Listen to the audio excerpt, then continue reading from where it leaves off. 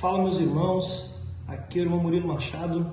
Hoje eu quero reagir a respeito do podcast do Vilela, o qual teve a participação do Daniel e do Vitor, né? Então, foi um podcast motivado aí pela fala do Daniel falando que Jesus não fazia ninguém feliz, que Jesus, por que Jesus morreu por alguém que não pediu? E ele tentou ali tentou demonstrar, né, que o Jesus que ele estava falando, não é que ele não acreditasse mais em Jesus, mas ele estava tentando apresentar, segundo ele no vídeo, o Jesus verdadeiro que a igreja deturpa, que a igreja não demonstra a verdade por questões institucionais. E de tanta coisa que foi falada aqui, eu quero reagir a um pequeno corte que, no meu ver, foi o mais problemático. E vocês vão perceber aqui. Eu gostaria que você prestasse atenção, acompanhe aí. Não, eu paguei o preço porque você já nasceu devendo por causa da bosta do Adão, sendo que a árvore foi colocada lá e falou não pode, e Adão foi lá e fez aquela merda, aí eu nasci devendo. Só que eu nasci devendo e ele pagou, porque eu não sou capaz, porque eu sou limitado, eu não vou conseguir pagar, mas ele pagou. Porém, agora eu tenho uma dívida. Essa é a parte... Entende? É isso que eu quero abrir. Vamos trocar ideia. É essa parte que eu digo. Uma boa parte das igrejas, quando prega o evangelho, não está pregando o evangelho. Olha só, meus irmãos. Então, primeira coisa, o Daniel, ele não aceita, né, na visão dele, ele não consegue aceitar que o homem tem uma dívida com Deus, porque a culpa foi de Adão. Então, se Adão pecou, o que eu tenho que ver com Adão? Mas a própria Bíblia demonstra, né, que todos pecaram e destituídos estão da glória de Deus, e porque por um homem entrou o pecado e a morte no mundo, pela justiça de um homem muitos serão justificados. Isso está lá em Romanos. Então a gente já percebe a dificuldade do Daniel de entender e de acreditar na Bíblia. Ele já demonstra que ele não crê no texto bíblico. Ele crê numa religião, numa ideia, numa ideologia que ele criou na mente dele, né? Então ele não... Por que eu tenho que ver com Adão? Não tem nada que ver com Adão. Então ele já demonstra que ele não crê na Bíblia. E aí agora o Vitor, ele vai demonstrar que, na visão dele, que isso é o problema que as igrejas pregam, né? O problema é que as igrejas pregam errado. Então, na visão do Vitor agora, ele vai demonstrar que não, que isso aí é uma visão pelagiana. Presta atenção aí. Pô, velho. Porque, veja só, a dívida foi quitada. Você não tem a dívida. Mas se eu comer 2 balinhas dessa aqui a mais e não pedir perdão, é gula, eu vou pro inferno porque tá na lista. Não vou. Esse é o princípio do cara que perguntou, tá ligado? Não, como que eu tenho uma relação com Deus se eu não cumpro a cartilha? Mas esse é o ponto, não tá na lista. Por quê? Então, o que nós percebemos aqui? Primeira coisa, né? Ele coloca que temos uma dívida e aí o Vitor vai dizer, não, tu não tem a dívida foi paga. Primeira coisa, nós precisamos entender que a dívida só está paga de quem crê. Senão nós vamos virar universalista. E eu sei que o Vitor não é universalista. Se eu crer que Jesus pagou os pecados e ele veio para perdoar e dar a sua vida por todos os homens e quitar a dívida do mundo todo, diferente do calvinismo, que crê que Jesus ele pagou os pecados somente dos que vão crer, nós que somos pentecostais não cremos dessa maneira. A gente crê que Jesus ele deu a vida por todos, porém essa graça e esse perdão é aplicado apenas naqueles que creem. Então ele vai dizer o seguinte, não, a tua dívida está paga. Bom, primeira coisa, ela está paga se tu crê, né? Porque, veja só, isso daí, eu não sei qual igreja prega o quê, de novo. Eu vou voltar. Mas você sabe o que a maioria prega. Por isso que eu fiz o vídeo reagindo ao teu vídeo. Tá? Mas beleza. Maioria, 90%, maioria 50 mais 1. Tá? Mas assim, a mentalidade da ilustração que você construiu é pelagiana. Ela é uma heresia combatida por Agostinho no começo do cristianismo. Tá? Olha só, pessoal, então ele está dizendo aqui que quem crê que Jesus pagou os pecados, mas que agora precisa fazer atos corretos, justos, honestos, tem uma visão pelagiana. Só que como nós vamos ver de forma assim bem rápida, bem sucinta, o que é o pelagianismo? Então assim, o pelagianismo não acreditava no pecado original. Ok, pelo visto foi o que o Daniel trouxe aí, que ele estava questionando, né? Por que Adão lá pecou? O que eu tenho que ver com Adão? Beleza, ok. Só que aí o pelagiano também não acreditava na graça de Deus para auxiliar a sua vida espiritual. Então acreditava que ele por ele mesmo poderia viver uma vida justa, uma vida honesta. E isso realmente é errado, né? Só que nós como igreja, nós como cristãos entendemos o quê? Que agora que Jesus pagou os meus pecados, ele não somente pagou os meus pecados. A justificação não é apenas uma justificação penal, ela é penal, mas não apenas uma justificação penal, mas ela mudou a essência da minha vida. Então agora, eu que fui salvo e vivo para Jesus, eu não vivo mais para mim, mas eu vivo para aquele que me salvou e perdoou os meus pecados. Então, ou seja, eu agora quero praticar a justiça. Eu quero viver uma vida em santidade. E quando eu peco, infelizmente eu peco, eu procuro a graça de Deus para que Ele me santifique. Então, aquela ideia ali que o Daniel traz, né? Ele pagou a minha dívida, mas agora se eu comer uma balinha, ele quer falar isso na questão da glutonaria, né? Que é um pecado. Então, se eu comer uma balinha a mais, eu tenho que pedir perdão, senão eu vou para o inferno. Mas a questão é o seguinte... A questão é que agora que Jesus morreu por mim e pagou a minha dívida, ele não somente pagou a minha dívida penal, como muitos dizem, né? A justificação penal, não. Ele mudou a minha essência, ele mudou a minha vida. Então, quantos cristãos podem testemunhar que viviam na prática do pecado e quando Jesus perdoou a vida deles, eles sentiram a sua vida mudada na essência. Eles não querem mais o pecado, sentem vergonha do que fizeram no mundo. Ou seja, uma mudança na essência. Se a pessoa, ela diz que Jesus perdoa a sua dívida, mas ela quer continuar na lama do pecado, não foi Jesus que salvou a vida dela. Então, isso precisa ficar muito claro, que nós percebemos aqui que é como é que eu poderia dizer, meio que ensaboando a coisa, né? Então, primeira coisa, o pecado original ele existe porque Adão pecou, e porque Adão pecou, a morte passou a todos os homens. Então, já demonstra que o Daniel não crê mais no texto bíblico, tá bom? E agora, o Vitor está trazendo aqui, dizendo que é uma visão pelagiana, como que se ele fizesse coisas para Deus, para servir a Deus, é como se fosse um ato pelagiano, só que não é isso que a igreja crê. A igreja crê que, auxiliados pela graça, pelo poder de Deus, a nossa vida ela é transformada na essência, nós temos uma vida transformada, né? Então, eu não sei se é por alguma influência da visão calvinista, que o Vitor tem essa visão mais voltada para o calvinismo, né? Que o homem é mau, pecador, e como se a pessoa não tivesse uma mudança de fato.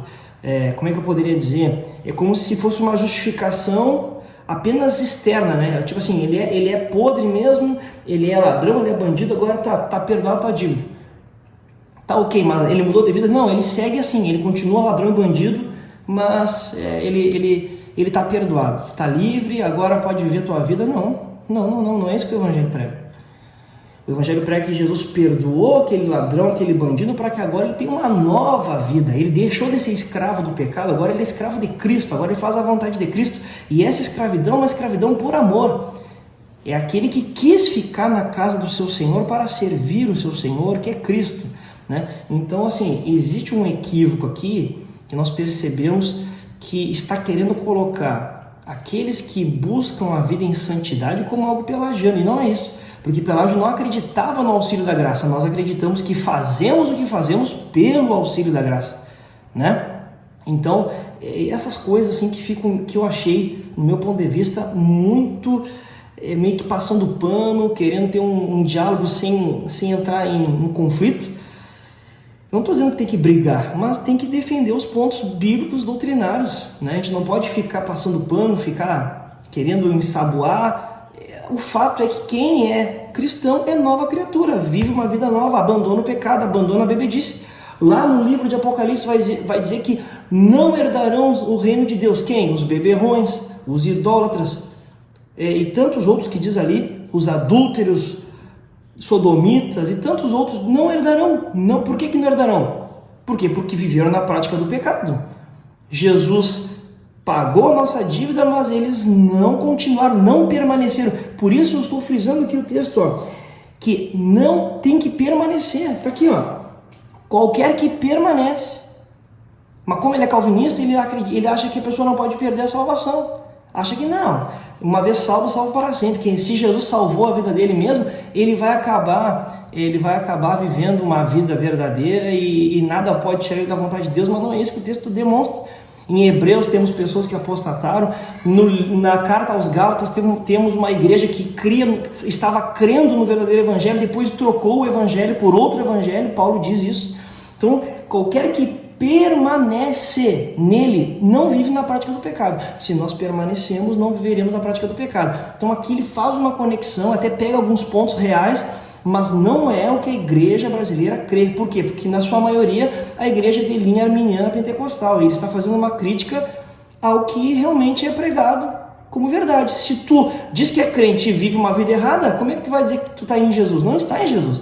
Ah, mas todo mundo peca. Não. Nós pecamos sim, somos pecadores, mas não vivemos na prática do pecado. Nós buscamos a santidade, nós buscamos a transformação de vida. Fazemos o que fazemos porque Jesus nos perdoou, não para comprar a salvação, que era uma visão pelagiana, de fazer algo por si só, que Jesus não auxiliava, que não dependia de Cristo, e nós não cremos nisso. Vamos seguir olhando aqui. É uma mentalidade que diz, olha, Jesus veio, te salvou, mas não vai achando que é festa. Sim. Mais ou menos essa ideia. Por quê? Porque uma parte da salvação é tua. Uma parte da salvação é você não comer a balinha. E isso pinta Deus como uma espécie de divindade mesquinha que está lá no céu, desenhando regras para saber se no final do ano você foi um bom menino. Isso. Isso é o Papai Noel, não é o Papai do Céu. Isso. Tá? Ou pior, que eu acho que tem mais a ver com a tua ilustração, que está lá no céu observando onde você vai pecar, porque ele é o velho do saco. Isso. Que vai te levar se você foi um mau menino. Isso. Tá? Que vai te matar e te punir se você foi um mau menino. E o evangelho do texto bíblico não é esse. O evangelho do texto bíblico é um evangelho muito, muito, muito duro em retratar a realidade humana com a dureza cruenta que ela apresenta. E quando fala de pecado, fala disso. De novo, vou voltar. Por isso que eu sou meio duro com alguns pregadores. Por quê? Porque o que é pecado no texto bíblico? Pecado é a viúva tá passando tanta necessidade, que ela precisa ir lá no profeta para dizer assim, eu vou vender meus filhos escravos para sobreviver.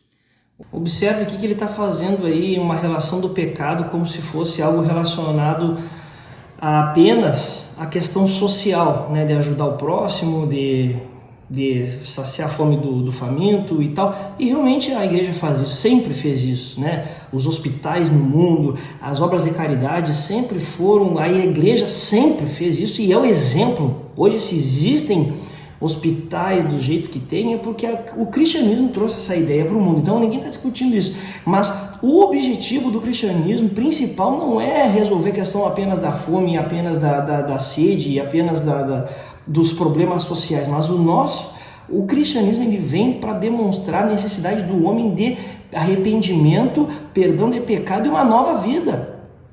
É nova criatura. Paulo diz, olha, a circuncisão e a circuncisão não interessa, mas o que importa é ser uma nova criatura, ou seja, ter uma vida nova, verdadeira com Jesus, ter a essência mudada, não apenas uma justiça, tu foi perdoado, tá bom, muito obrigado, fui perdoado, a minha vida segue a mesma. Negativo, não segue a mesma não. Quem teve experiência com Deus sabe que não tem como ser a mesma vida.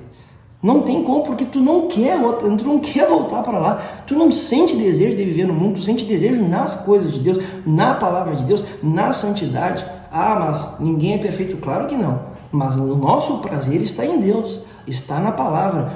Então essa visão meio que social, como se o fim da igreja fosse social, por quê? Porque o Daniel fica trazendo isso o tempo todo, o que adianta, não sei o que, a igreja tem isso, tem aquilo, mas está abandonando o órfão, a viúva e não sei o que mais. Ok, nós não vamos abandonar o órfão e a viúva. A igreja faz isso também.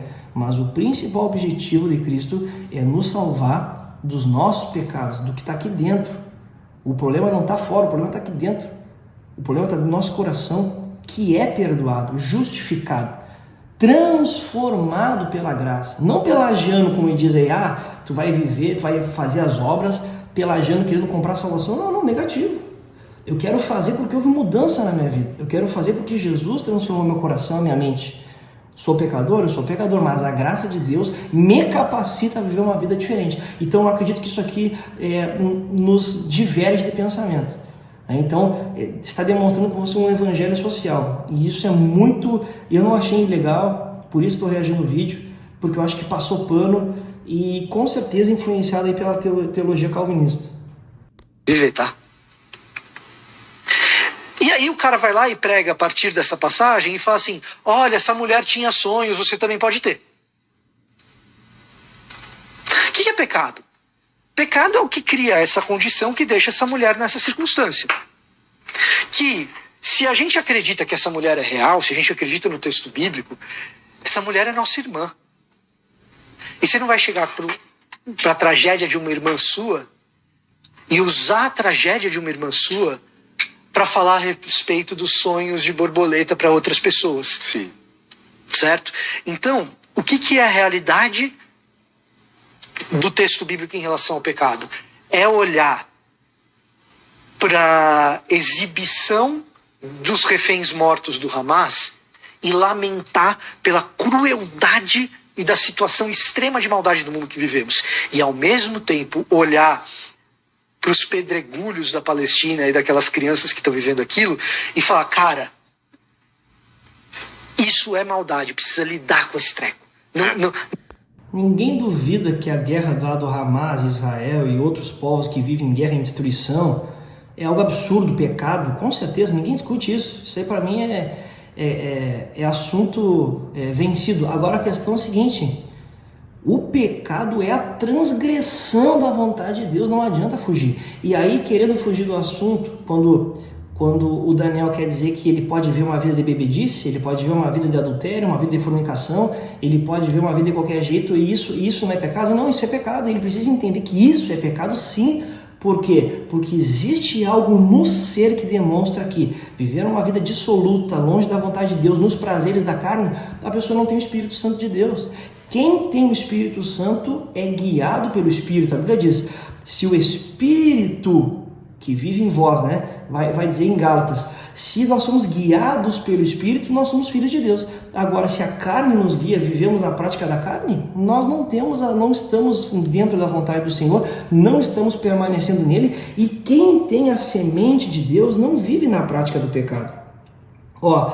Aqui no versículo 9 de 1 João também, qualquer que é nascido de Deus não comete pecado, ou seja, não vive na prática do pecado, porque a sua semente, qual semente? A semente de Deus permanece nele. E não pode pecar porque é nascido de Deus. Então, eu não quero pecar, eu não quero viver em bebedice, em glutonarias, em perdições, porque a semente de Deus está dentro de mim. Então, é isso que precisa ser entendido. Então, o pecado não é um problema somente de Israel e Hamas, isso aí é uma verdade, mas o problema está aqui dentro. A guerra que existe lá não é somente o problema externo, a pior guerra e o maior mal da humanidade está aqui dentro, que precisa ser transformado e é transformado pelo Evangelho. E é isso que o Daniel precisa entender, né? E eu acho que o Vitor Fontana sabe disso, ele sabe, mas acabou tentando gerar um diálogo ali de conciliação, tentando conciliar coisas irreconciliáveis. Não tem como reconciliar uma vida de pecado com o Evangelho. Tem que entender o seguinte: se tu crê em Cristo, é nova vida. É uma vida guiada pelo Espírito. E se é guiada pelo Espírito, não é satisfazendo as obras da carne. Porque quem satisfaz as obras da carne vive em pecado, e quem vive em pecado é do diabo. Não é o que eu estou dizendo, é a Bíblia. Então eu acredito que por isso que eu fiz esse react aqui ao vídeo, porque eu percebi que não ficou legal, não foi interessante, não demonstrou os pontos. Por quê? Pode ser porque para não ser criticado, quem sabe, não sei o motivo, só Deus conhece o coração das pessoas, mas não foi interessante.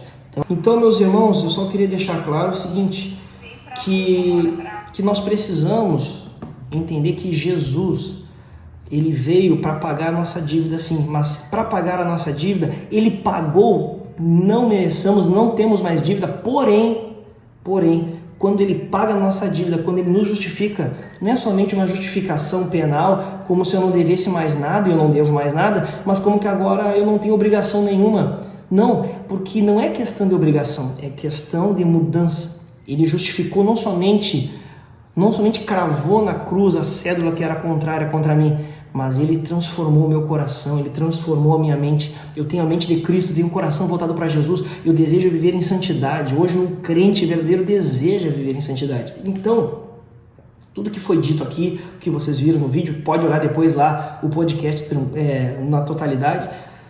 Infelizmente não foi um confronto com o pecado, foi uma conciliação, foi uma conversa assim muito passando pano para algo que não é o que a igreja crê. A igreja nunca creu assim, a igreja não entende assim, e quem crê em Cristo e vive uma vida dissoluta não está salvo, porque não permanece naquele que morreu por ele, não está permanecendo em Jesus, e se não permanece em Jesus, está perdido. Então, eu acho que essa teologia calvinista acabou influenciando muito essa fala e não demonstrou as coisas como elas deveriam, tá bom? Então, quero deixar aqui esse corte, deixar aqui esse react. Foi o primeiro react que eu fiz na minha vida, mas porque eu achei válido. Eu acho que faltou ali alguém tão inteligente que eu nem me considero capaz de conseguir discutir, porque é uma pessoa extremamente inteligente, mas não foi colocado a verdade como ela é, tá bom? Então, eu desejo que Deus te abençoe, que você tenha sabedoria para entender o que foi dito aqui e até a próxima em nome de Jesus.